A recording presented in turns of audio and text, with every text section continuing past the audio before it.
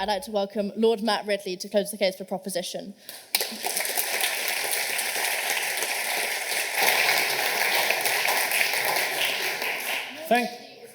Oh, sorry. Lord Ridley is a science writer, journalist, and businessman. His books, including The Red Queen, Genome, The Rational Optimist, and The Evolution of Everything, have sold over 1 million copies and won several awards. He has served in the House of Lords and was founding chairman of the International Centre for Life in Newcastle upon Tyne. Matt, the floor is yours. Thank you. What a great honour to be here today. Thank you very much, and I have really enjoyed this debate so far, some fantastic contributions. Let me start by saying that, like Laura, I am a big fan of most experts, really.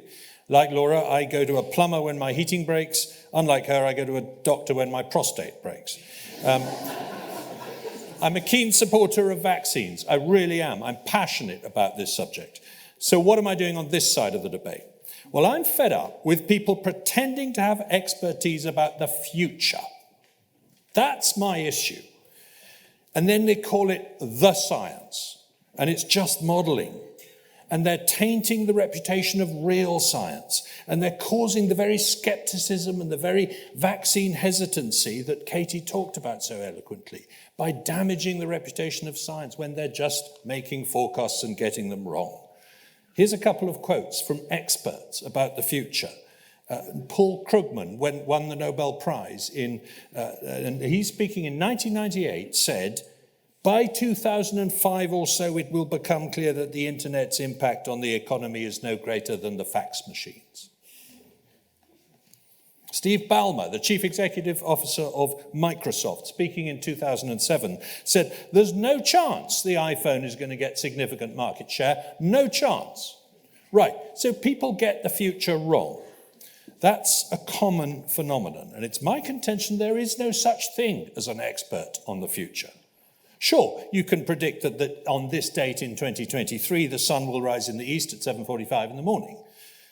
But no expert, no matter how brilliant they are, can tell me what the weather will be like on that day, what the stock market will be doing, what the pound will be worth, and what will have been invented by then. Go ahead. Just because they don't necessarily know absolutely 100%, do they likely have a better idea than the average person, and therefore is that not worth listening to and maybe adapting to what it's likely, even if it's often wrong?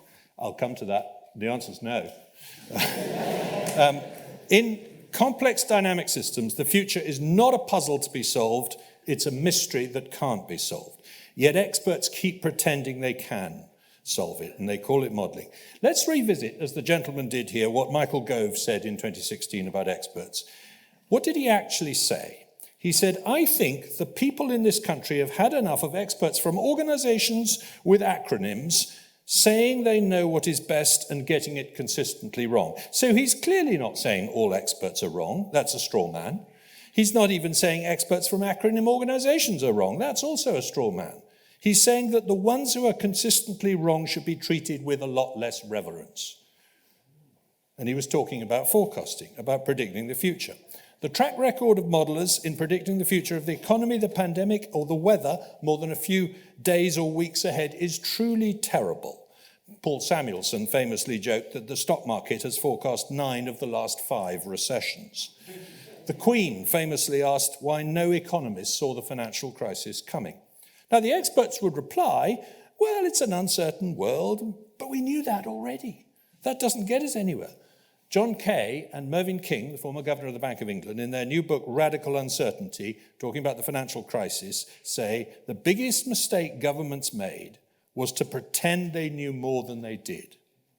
Now, here's a topical example. The Office of Budget Responsibility admitted this week that delaying the budget in the next few weeks till mid-November could allow them to find £15 billion of headroom for Rishi Sunak because they can now take into account currently falling energy prices and rising bond prices. So they aren't forecasters, they're just extrapolators. I mean, anyone could do that with a ruler. Go ahead. So you're talking about the financial crisis. I was wondering if you could weigh for us like the importance of something like the financial crisis to something like maybe the cost of lives during COVID. Why should we have agreements with that? Well, the financial crisis was a big thing. I'm coming to COVID too. They're both very important examples of getting forecasting wrong. In fact, I'm about to talk about the pandemic. Here we go. In a notorious press conference in October 2020, we were told by the chief scientist that 4,000 people a day might die in the coming weeks. Now, I at the time stood up in the House of Lords and said, I'm sorry, the assumptions in that forecast in that model are extremely dodgy. I was shouted down, I was told by the government minister, this was the science, I was not to interfere. I was right. Those numbers turned out to be completely wrong. Imperial College's model said in June 2021 that there would be 203,824 deaths over the following year. It was way out by miles, but it was also ridiculously precise, okay? Somebody? You cascaded forecasts and modelling a lot, and we can do that to calculate and identify the mistakes. But making policy requires having an eye on the future, and if we don't do that with forecasting and modelling, how else can we possibly make policy? Roll the dice. I mean, surely it's just the best tool we have. Well, we could look at the entrails of chickens. That's what they used to do in ancient Greece. It's about as good as most of the modelling that's done today. It's called haruspicy. Now, Neil Ferguson of Imperial College became very famous during this time.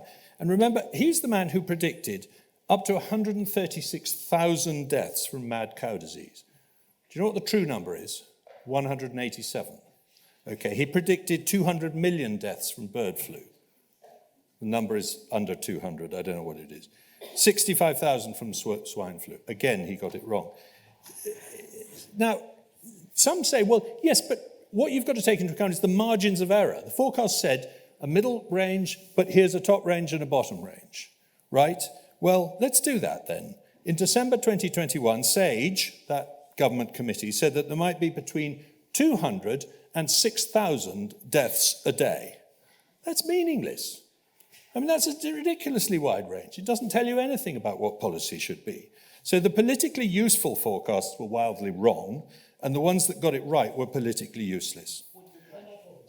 One more, and then I really want to press on. It's genuinely a friendly question, and I'm sure you know more about this than me, so please correct me if I'm wrong.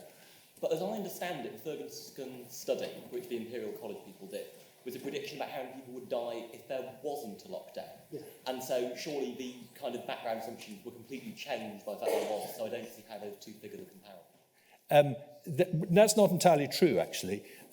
Some of his predictions, he had predictions with and without lockdown in it. But interestingly, in December 2021, there was a forecast came out of SAGE, the modelling part of SAGE, and Graham Medley, the head of it, was asked, hang on a minute, you haven't got a single scenario in here in which Omicron is mild. All your assumptions are that Omicron is worse than what came before. And he said, well, what would be the point of that? Well, the point of that might be to know what's going to happen in the future. So there was an inherent pessimism bias going on in a lot of this.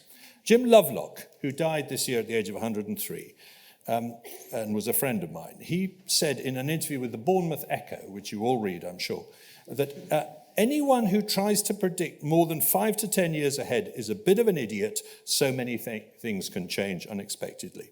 In the early 2000s, the Met Office got themselves a big computer, a new one, and it said, now we can do seasonal forecasts. Now we can tell you whether it's going to be a hot summer or a cold summer. So in 2007, they said there are no indications of a particularly wet summer. There were floods. In 2009, it forecast a barbecue summer with rainfall average or below average. It was one of the dullest and wettest Julys ever recorded. In September 2009, it forecast that the winter is likely to be milder than last year. It was the coldest winter in 30 years. In 2010, they forecast a 60 to 80% chance of warmer than average temperatures this winter. It was the coldest December in 100 years. Now, after that, they gave up doing seasonal forecasts. They realized it wasn't easy to do. And that's the point. Philip Tetlock of the University of Pennsylvania examined the accuracy of forecasts made by experts over 20 years and found that they were little better than chimpanzees throwing darts at a chart. And worse, he found that the greater the expertise in the subject, the worse the forecasts. Taxi drivers were better at forecasting the economy than economists. Seriously, this is what he found. Why? Because the people who are closest to it are obsessed with their own speciality, their own interest, and they give it too much weight in forecasting. I'm going to press on, if you don't mind, because I'm near the end, and I think my time is running out. So when challenged, modelers say, well, things changed, new variants came along. But that's what the ancient Greeks used as their excuse for why the chicken entrails didn't work as well. Now, Richard Feynman, the Nobel Prize-winning physicist, said science is the belief in the ignorance of experts. And what he meant is that in 1953, every expert agreed that genes were made of protein, until Watson and Crick showed that no, they were made, Oswald Avery showed that they were made of DNA, not protein. So yes, there is a challenge to experts that happens as a result of science. Now, I want to pick up on a few points that have been made in the debate so far and either rebut or confirm them. The point about Sweden is not whether you can find whether it did better than Denmark or Finland or something, because it made mistakes in care homes too, didn't it, and things like that. The point is the experts were all saying Sweden's failure to lock down is going to cause a catastrophically high death rate, and it didn't. The experts were saying that. That's the point. It's not what happened afterwards, it's what they said at the time. Katie made the point that virologists in a lab have no ulterior motive, and she's absolutely right. But the public health experts who were put up in front of us and told us what to do were far more certain, far more censorious than the wonderful scientists she described. We need to find a way to have scientists who are on tap, not on top, on these kinds of things. Now, the chap raised the point about drugs and the over-claiming for vaccines. It is a serious problem that Anthony Fauci stood up and said again and again on television, these vaccines are going to prevent transmission. We didn't know that at the time. It was overconfident. It was wrong. That damaged faith in vaccines there. Cameron? There's evidence from the CDC that they actually did prevent transmission.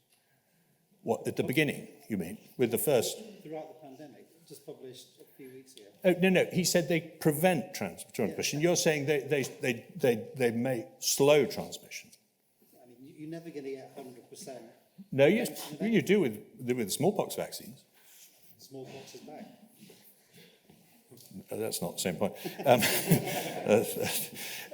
But, Cameron, you said that Fauci is more democratically accountable than politicians, I think, or you implied that. Well, okay, somebody said at the back that he's not accountable, and you said, yes, he is. He's been in that job for 30 years. 30 years as head of the National Institute of Allergies and Infectious Diseases, handing out billions of pounds in patronage. That's not accountability. And if experts are going to be telling us what to do, then we have to find a way to make them accountable too. And Cameron, you said quite rightly that experts can disagree, but that's exactly the point. Go ahead.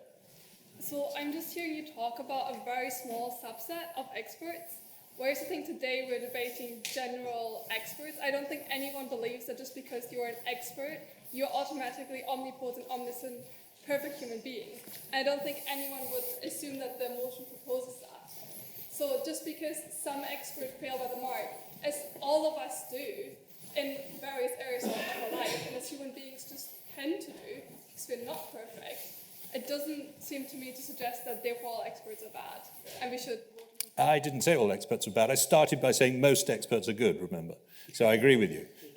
But what I am saying is that the motion says, have we had enough of experts? And I have, in this one specific way in which they pretend to know the future and don't. Now, I'm going to press on. Sorry, I'm nearly finished. My point is, the pandemic has caused a crisis for the reputation of experts. I think we can all agree on that. I think we can all agree that there is, far too much vaccine hesitancy, conspiracy theories, etc., etc. It's no good saying that's not the fault of experts at all. I think it is partly the fault of experts themselves. Thank you.